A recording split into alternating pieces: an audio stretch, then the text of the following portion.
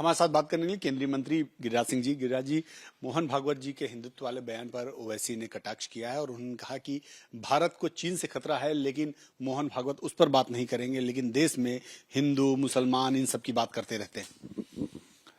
देखिए, ओवैसी के डीएनए में ही भारत विरोधी है और एक ओवैसी नहीं, यहां तो कई ओवैसी पैदा ले लिए हैं। इसीलिए कई लोग का चेहरा मुखौटा बेनकाब होने लगा है, चाहे राहुल गांधी हो, ममता हो, लालू जी हो, हेमंत सोरेन हो, कई लोग देश में। अब तो पवार साहब भी वही गीत गाने लगे हैं, उद्धव ठाकरे भी वही गीत गाने लगे हैं, लेकिन ओवैसी के डीएनए में ही भारत विरोधी है।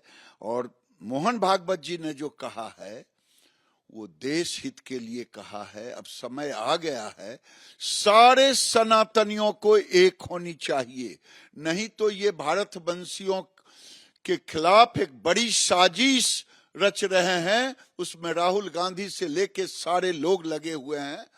जहां तक चीन का सवाल है, मैं चुनौती के साथ कहता हूं, ओवैसी और राहुल गांधी जैसे लोग चीन का हिम्मत नहीं कि भारत के 1 इंच जमीन जो मुझे मिला उसमें आगे बढ़ा हूं, पीछे नहीं गया हूं।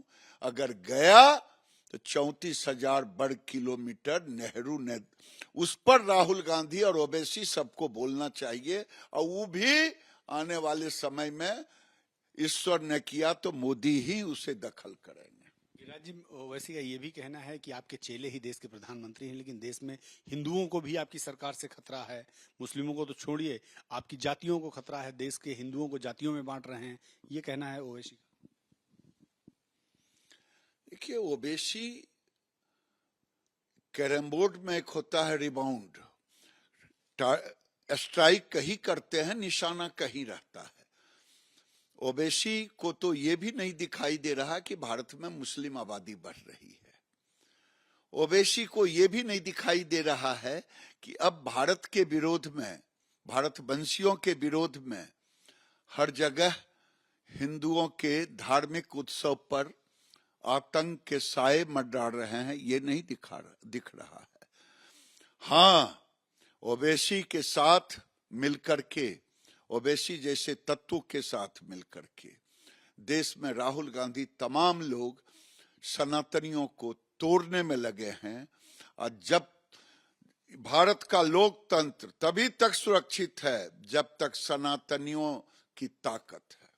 उनका कहना है कि 300 साल 400 साल पुरानी मस्जिदें हैं, मुस्लिमों का सैकड़ों साल पुराना इतिहास है यहाँ, तो फिर ये कैसे ये देश हिंदू राष्ट्र हो सकता है? देखिए, दुर्भाग्य रहा 47 में नेहरू की कायरता के कारण ये सारे निशानी रह गए। मुगल आतंकी था, वो क्या भारतवंशी था? सारे चिन्हों को मिटा देने की जरूरत थी। जाए नहीं, इनकी जुबान खुलती है चाइना के मुसलमानों का और उनके ऊपर किए गए कार्रवाई का, लेकिन दुर्भाग्य रहा कि नेहरू ने तुष्टीकरण की राजनीति के तहत भारत में एक ऐसा माहौल क्रिएट कर दिया जो आज हम लोगों को भोगना पड़ रहा है। सर, लेकिन जेडीयू के एमएलसी हैं गुलाम गौस, उनका कहना है कि जो देश को हिंदू राष्ट्र बताते हैं वो लोग मूर्ख हैं। हिंदू राष्ट्र का मतलब ही जिसको नहीं समझ में आता है वो मूर्ख हो सकता है। भारत में जितने लोग पैदा लेते हैं सब तो हिंदू ही है ना। पैदा लेने के बाद खतना होता है तो मुसलमान बनते हैं।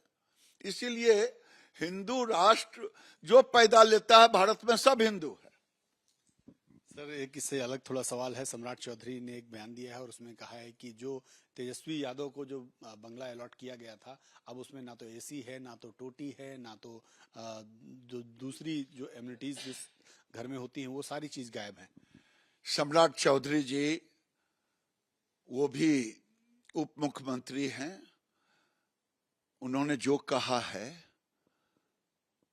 उससे भी ज्यादा हुआ है।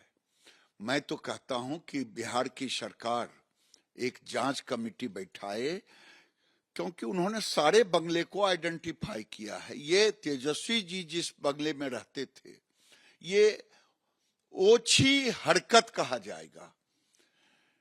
उस बंगले पर अब तक कितने पैसे खर्च हुए, इसकी जांच होनी चाहिए। और अब बचा क्या है, उस पर एफआईआर होना चाहिए। तेजस्वी जी कोई गलत नहीं किए, इन्होंने सोचा बड़े मियाँ छोटे मियाँ सुभान अल्लाह। पिताजी ने अगर चारा खा गए तो ये ईटा ही खा गए, तो कौन बड़ी बात है। इस पर जांच होनी चाहिए। सर एक अंतिम सवाल, चूंकि देश के लिए भी अच्छी खबर है कि हमारा जो विदेशी मुद्रा भंडार है वो बढ़ रहा है। हाँ, ये बहुत अच्छी बात बोला कि 3 गुना विदेशी मुद्रा, लगभग 750 हो जाएगा अरब, तो 3 गुना हो जाएगा। इस पर राहुल गांधी की जुबान नहीं खुलेगी। सच को कोई छुपा नहीं सकता। मोदी जी ने देश को, देश की आर्थिक ताकत को कोरोना काल में भी नहीं झुकने दिया। आज दुनिया के उन देशों के गिनती में आ गए जो कुछ ही देश हैं, 750 अरब से पार किया। सोना बढ़ गया। ये सोना गिरवी रखे थे राहुल गांधी, विदेशों में जाके मोदी जी को गाली दे देंगे, लेकिन इसको कैसे छुपाएंगे। केवल 19 लाख करोड़ केवल इनके समय में, राहुल गांधी के समय एक्सपोर्ट था।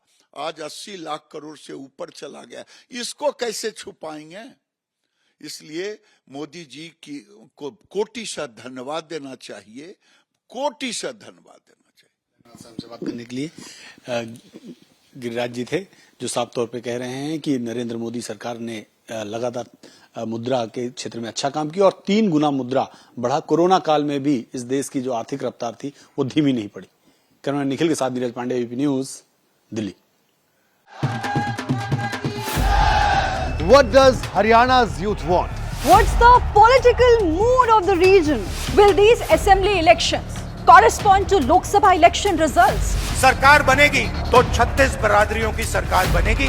Ram Ram. Who will have the last laugh?